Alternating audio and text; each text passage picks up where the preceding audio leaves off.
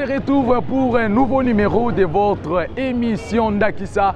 Très chers abonnés, bonjour et bienvenue sur votre chaîne GFX. 66 ans après l'accession de l'indépendance de la République démocratique du Congo, aujourd'hui, c'est une émission tellement spéciale, une émission spéciale que votre chaîne GFX vous présente 66 ans après l'accession de l'indépendance de la République démocratique du Congo. On se retrouve pour essayer de débriefer, de parler de ces 66 années, 66 ans avec les différents présidents de la République démocratique du Congo. Qu'est-ce que nous allons retenir du 5 ans du président Joseph Kasavubu, de 32 ans du président Mobutu, de 22 ans du clan Kabila et de 8 ans du président de la République Félix Antoine Tshisekedi. Alors, votre émission Ndakisa vous amène aujourd'hui à la rencontre d'un homme. Lui, il est économiste et initiateur du centrisme pragmatique. Il est aussi secrétaire général de la fondation Arbre à Palabre. Alors, avec lui, on va essayer de débriefer ces 66 années de différents présidents sur les plans économiques, politiques et pourquoi pas social. Alors, on va s'entretenir avec M. Sacré et on va se retrouver tout juste après.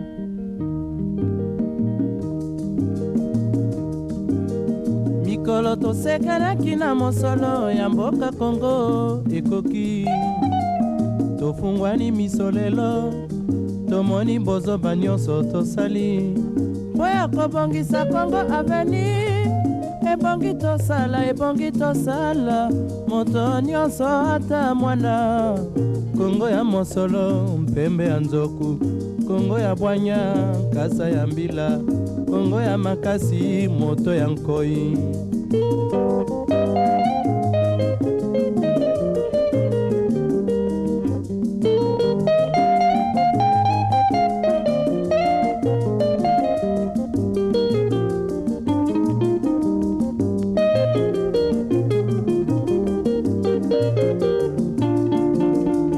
Je suis M. Sakrejo Sibindi, je suis économiste, initiateur d'un nouveau courant de pensée politique, le centrisme pragmatique. Je suis secrétaire exécutif de la fondation Arbre à Palabre. Arbre à Palabre, ça vient d'abord d'une expérience de la vie. L'initiative était venue depuis 2020, c'est par M. John Mbaya Kabongo, l'honorable John Mbaya Kabongo, que je salue d'ailleurs la bravoure, que voilà, c'est beau 4. Donc, ce n'est plus quelqu'un à présenter, surtout au niveau de la FONA. L'initiative était venue de lui depuis 2020, mais nous avons commencé à fonctionner comme il faut avec tous les documents légaux depuis 2023. Arbre à Palabre, le nom déjà dit quelque chose. Pour ceux qui ont grandi au village, parfois ils savent que lorsqu'il y avait un problème au niveau de la société, au niveau de la famille, les gens s'amenaient devant un foumou. Alors, et celui-là avait comme mission primaire de d'abord donner la paix, juger, et l'objectif final c'était de donner la paix. Et il se réunissait souvent en dessous d'un arbre. Cet arbre était quelque part imperméable. Cet arbre, c'était un arbre de la paix.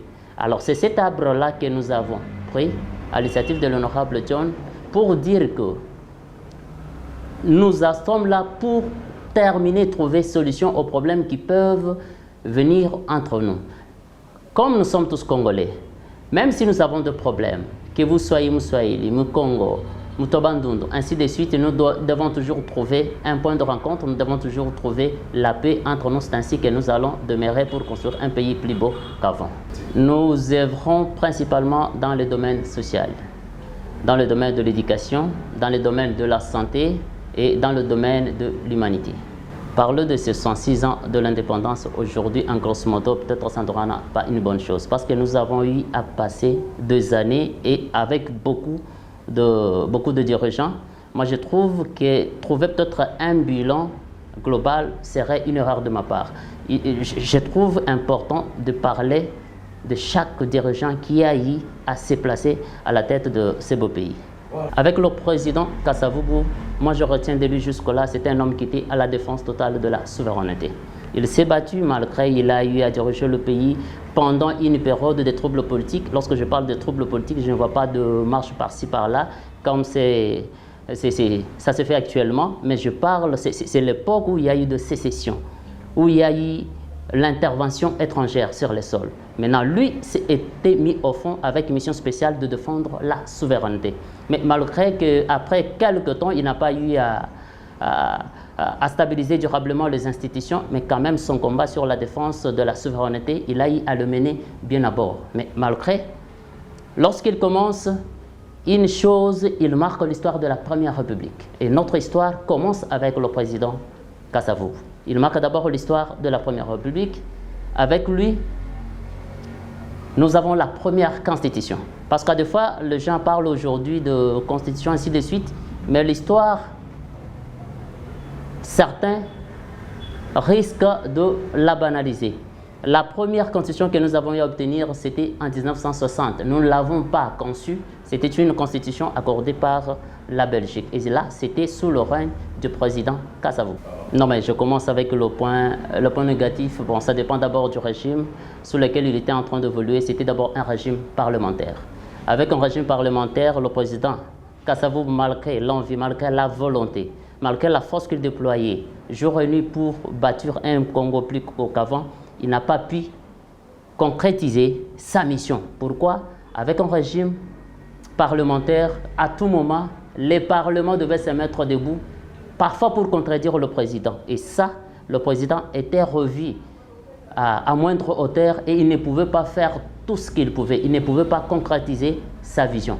Donc c'est ça une grande faiblesse. Mais une grande force, c'est que c'était un homme d'une expérience, d'une paix, d'un calme qu'on ne peut pas imaginer. Un homme qui vivait modestement, un président de la République, mais qui n'avait pas seulement à dire que je suis président de la République, mais qui voulait vivre avec tout le monde ensemble. Il voulait se manifester, montrer que tous nous sommes Congolais, malgré que je suis président. Il vivait modestement. Et ça, c'est un point très positif que moi je retiens jusqu'à aujourd'hui. C'est une grande leçon d'ailleurs de la vie. Le président Joseph Désiré Mobutu Sese Seko. Bon, c'était un homme fort, c'était aussi un homme qui avait ses faiblesses. Mais ce que j'ai aimé avec lui, c'est quoi?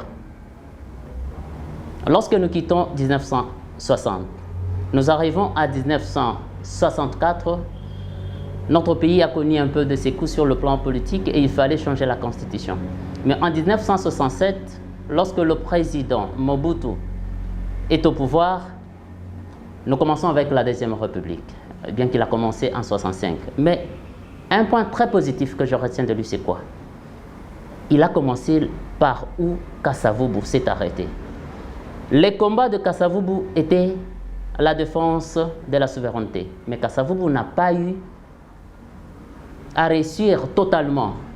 Et il n'a pas eu à stabiliser durablement les institutions de la République. Mais lorsque le président Mobutu arrive, en 1960, on a changé le régime. Et le régime, cette fois-ci, n'est plus parlementaire. Le régime, cette fois-ci, est un régime dictatorial présidentiel. Et le pouvoir revenait au président. Et le président avait la possibilité de s'imposer pour faire quelque chose tel qu'il avait prévu dans sa vision. Avec le président Mobutu, il a eu la première chose à stabiliser les institutions du pays. Il a eu à sécuriser. Il a eu à nous amener l'authenticité, l'unité, l'unification. Là, c'est le président Mobutu.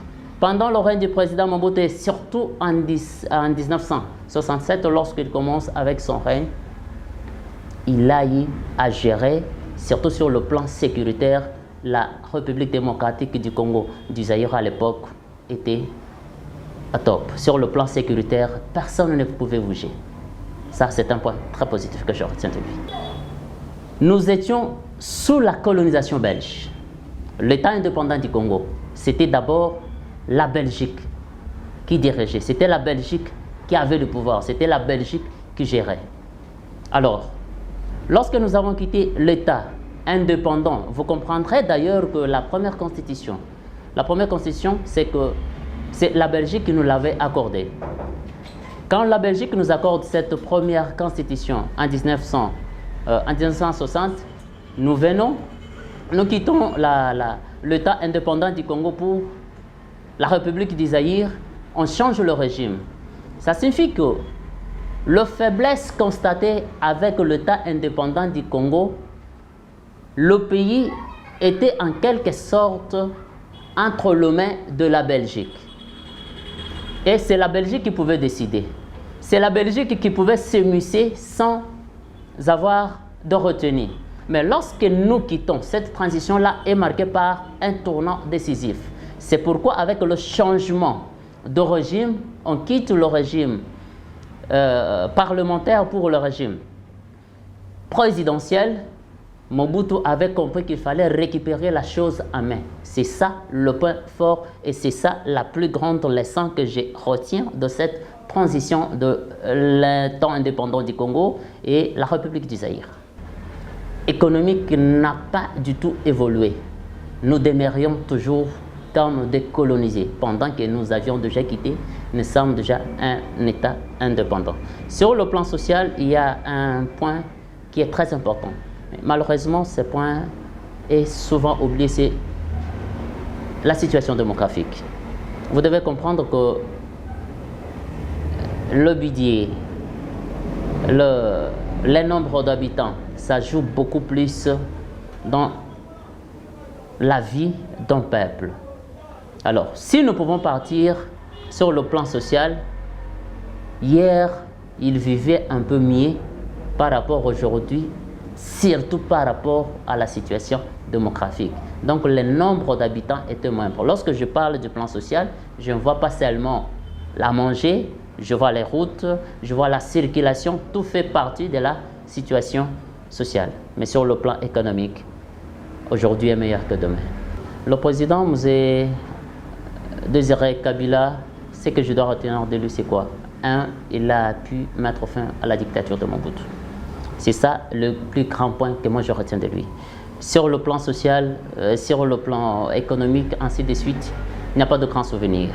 Mais il a réussi quand même à faire partir un dictateur parce que le pays avait commencé à être géré comme si nous étions dans d'autres cieux, nous n'étions pas sur la terre. Mais lorsqu'on voit un homme qui a pris le courage, bien qu'avec les armes, dans des circonstances soutenues, bien qu'il y a eu beaucoup de malheurs qui sont venus par cette voie, mais il a fait partir un dictateur, quelqu'un qui avait l'intention de s'éterniser, quelqu'un qui se croyait être éternel.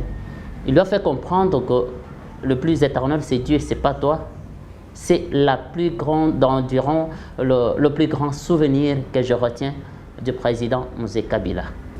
Éclairé, sombre pourquoi. Il vient de nulle part. Il est président de la République et personne ne l'avait jamais vu avant. Là, je parle de la population. Personne ne l'avait jamais vu avant, même sur un plateau de télévision. Même dans la scène politique, il était méconnu de tous. Il vient, il trouve maintenant la chaise est vide, il est là, mais il n'y a pas la possibilité de diriger.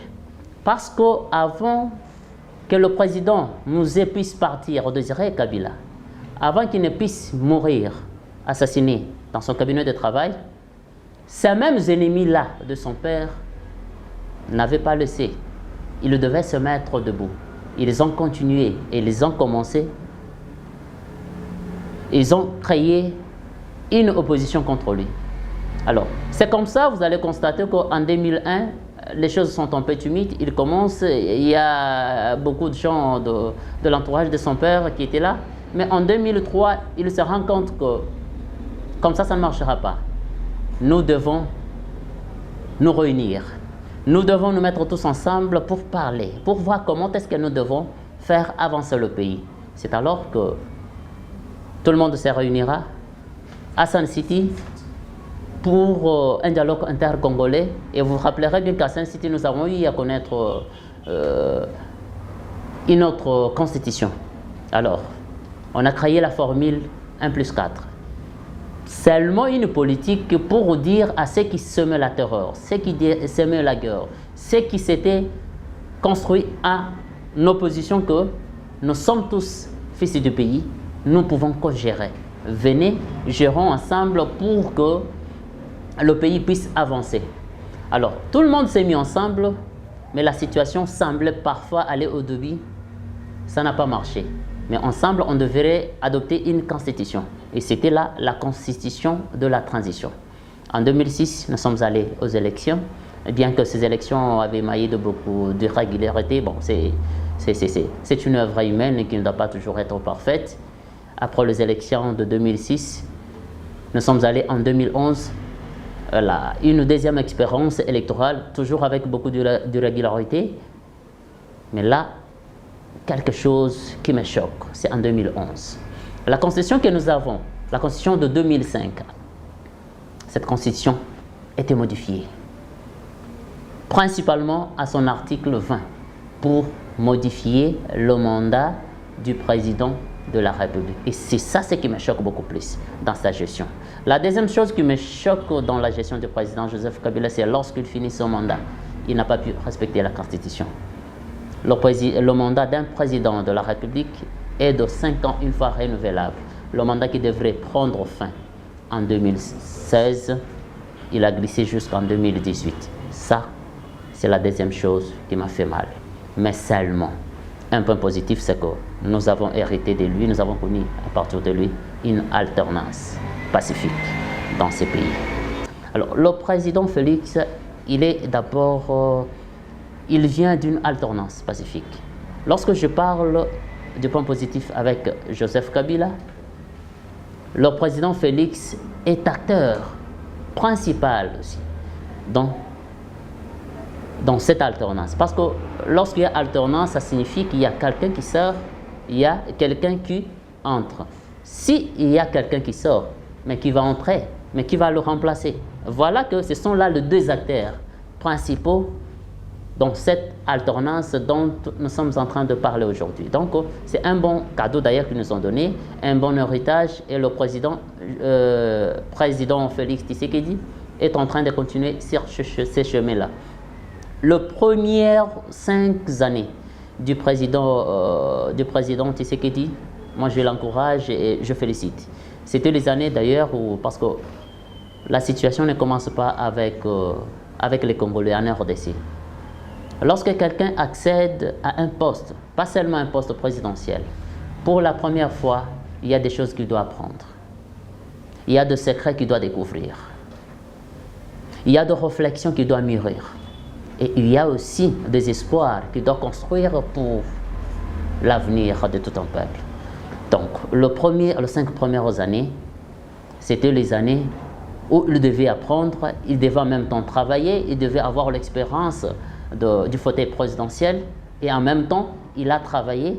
Et j'encourage une chose qui restera jusqu'à jamais gravée dans mon cœur, un point très positif d'ailleurs, c'est la gratuité de l'enseignement. Et ça, c'est inédit. C'est avec le président Félix Tshisekedi. Et pourtant, une disposition constitutionnelle était consacrée à ça, mais ça n'a jamais été appliqué. Là, personne, c'était inédit. On évolue, comme toute œuvre humaine ne manque pas d'imperfection. On est en train d'avancer, beaucoup de gens, beaucoup d'enfants sans abri, beaucoup d'enfants sans moyens peut-être de scolarité, beaucoup d'orphelins, des enfants déshérités. On y a retrouvé le chemin de l'école. Et ça, c'est un point très fort. Ce qu'il faut dans le deuxième mandat, il a déjà commencé, 7 ans déjà, on doit pérenniser ça. Le deuxième mandat, c'est son dernier. Si on ne parvient pas à être capable de pérenniser ça, après le président Félix, nous allons recommencer.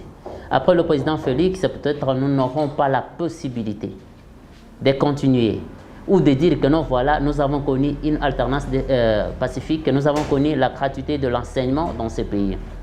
D'où nous encourageons vraiment le président Félix Tshisekedi. Nous prions d'ailleurs que le bon Dieu les soutienne pour qu'il puisse continuer avec des œuvres comme celle de la gratuité de l'enseignement. Et surtout, que Dieu l'aide à opérer des choix meilleurs. Parce que ça, c'est un point très positif. À part ça, il y a beaucoup d'autres points positifs. Si vous me permettez, je peux essayer de demander. Depuis que la RDC est RDC, depuis 1960, nous n'avons jamais connu des programmes comme le programme de développement communautaire PEDEL 145 territoires. C'est inédit. Nous avons connu le programme comme Tilegelo. C'était inédit. Donc, nous sommes en train de prier, moi, personnellement, je prie que Dieu aide le président Félix à réaliser tout ce qu'il avait pensé pour ce pays, pour que ce pays. Mais vous savez, toute œuvre humaine ne manque pas d'imperfection, je ne cesse de le dire. Il y a des horaires qui ne manquent pas. Tantôt, il est en train de se débrouiller pour la bonne gouvernance, mais vous voyez, tantôt il y a des fraudeurs fiscaux qui sortent par là, tantôt il y a des tournaires, des corrupteurs. C'est un combat qui ne doit pas finir en un jour, mais sinon il est dans le bon. Parce qu'on ne peut pas conclure sur son bilan pendant qu'il est encore en train d'exercer son pouvoir. Nous bâtirons un pays plus beau qu'avant. Le verbe bâtir est conjugué au futur, il n'est pas au présent. Le futur, c'est quoi? Là, je me rappelle, vous savez, nous sommes aujourd'hui mardi, demain mercredi, c'est pour nous, c'est un futur. Et lorsque nous arriverons demain mercredi, le jeudi sera pour nous un futur. Le verbe est conjugué au futur. Nous bâtirons. Ça signifie, on nous inclut l'idée de construire sans cesse. Nous devons continuer à construire. C'est comme ça, vous comprendrez avec cet esprit d'alternance, vous venez, vous construisez, vous partez, une autre personne vous remplace, il construit. C'est alors que nous allons continuer à pérenniser. Mais en construisant, attention, nous devons toujours apprendre à sauvegarder les acquis. Si on ne parvient pas à sauvegarder les acquis, le verbe n'aura pas son sens. Nous bâtirons un pays plus qu'avant. C'est un travail acharné de manière continuelle, tout en révoquant, tout en mettant en cause la conscience nationale. C'était ça, les souhaits de père de l'indépendance. Malheureusement, les comportements aujourd'hui montrent le contraire, mais en tant que des personnes soucieuses, en tant que des hommes debout pour bâtir ce pays, eh ben, nous ne laisserons aucune occasion pour que les ennemis du pays puissent nous ramener, nous faire recaisser. Nous sommes là, et j'en invite d'ailleurs à la conscientisation de tout le monde qui me suit en ce moment, que nous devons ensemble construire. La construction n'est pas un problème du président de la République seul. Il y en a qui se disent que non, voilà, c'est lui qui est président. Vous voyez, tu laisses la poubelle devant ta maison et tu attends que le président de la République puisse envoyer des services pour dégager. Nous devons comprendre que la démocratie, l'évolution, le développement n'est pas l'apanage d'une seule personne. C'est un travail que nous devons tous faire ensemble, que nous devons pérenniser et nous devons sauvegarder les acquis. C'est alors que ce verbe sera toujours en action. Parce que si ce verbe n'était pas conjugué au futur, attention, le père de l'indépendance, j'allais dire qu'ils ont été eux-mêmes les ennemis de la nation. Ça suffit, ils ne veulent pas que le pays vive longtemps. Nous devons pérenniser le travail, acharner jusqu'au jour où nous allons laisser ce monde désert. Voilà ce que le centrisme pragmatique vous propose. Mais je vous remercie, je remercie aussi, il y a des gens qui sont dans ces mêmes combats, qui ne lâchent pas, qui se battent jour et nuit. Vous me permettez de citer les noms de... Là, je vois mon ami ingénieur Gauthier. Okay? Nous sommes avec lui dans ces combats depuis longtemps. Ingénieur Gauthier Tubois, là où il est, il se bat. Il se bat avec, à côté de l'ingénieur Eric Niembwe et le DIRCAB, Brajnev Kambamba. Donc là, ils se battent aux côtés du président de l'action de bâtisseur pour la République à Burencycle, l'honorable Ogi Kalonge. Donc je félicite vraiment ces gens-là, l'ingénieur Gauthier, l'ingénieur Roderick Niembwe, je félicite beaucoup le DIRCAB. Lui est compétent, M. Brajnev Kambamba. Mais il y a des remerciements spéciaux. Bon, sans lui, peut-être nous ne serons pas ici. Vous voyez ce beau cadre, tout ça. Je félicite et encourage l'honorable John Mbaya Kabongo. L'honorable John Mbaya Kabongo, c'est un notable de la FUNA. Il est, bon, c'est pas quelqu'un à présenter. Il opère souvent dans le noir, mais pas dans le mauvais sens. Dans le calme, dans un calme parfait, parfois invisible, mais ce sont ses actions qui sont beaucoup plus visibles. Avec la fondation Arbre à Palabre, nous passons des moments des moments vraiment que je ne peux pas expliquer parce que la Fondation est en train d'entreprendre des actions par-ci par-là. Il y a des crédits que la Fondation donne aux mamans veuves, aux orphelins. La Fondation est en train de scolariser les enfants. Et ça, même le crédit là, même pas 1% de taux d'intérêt. Rien. Vous ne trouverez aucun politicien. Là, ça se passe avec la Fondation Arbre à Palabre. Donc, je remercie vraiment ces gens-là, honorable John Mbaya Kabongo. Vraiment, nous prions d'ailleurs que Dieu lui prête vie pour la continuité avec toute son équipe, le prof Félix, le prof Kissa, Maître Marcel. Donc, merci. Michel, je salue aussi notre réceptionniste de la Fondation. Elle est très dynamique. Elle s'appelle Abigail Isomi. Merci beaucoup. Voilà, comme on vous avait dit, nous sommes de retour sur notre plateau, chers abonnés. Vous venez de suivre l'intervention de M. Sacré Joe Sibindi, qui est secrétaire général de la Fondation Arbre à Palabre. Il est aussi économiste et il est l'initiateur du centrisme pragmatique. Alors, vous venez d'écouter ses points de vue, le point fort de ces 66 ans de l'indépendance. Il a y à parler de chaque président qui ont succédé au pouvoir à la République démocratique du Congo. Donc, très chers abonnés, on va recevoir quelques analystes pour essayer d'analyser sur les 66 ans de l'accession de l'indépendance de la RDC. Alors, très chers abonnés, n'hésitez pas de nous écrire.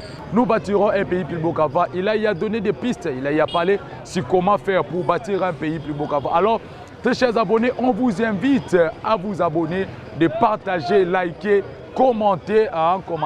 Votre émission Ndakisa est là pour vous.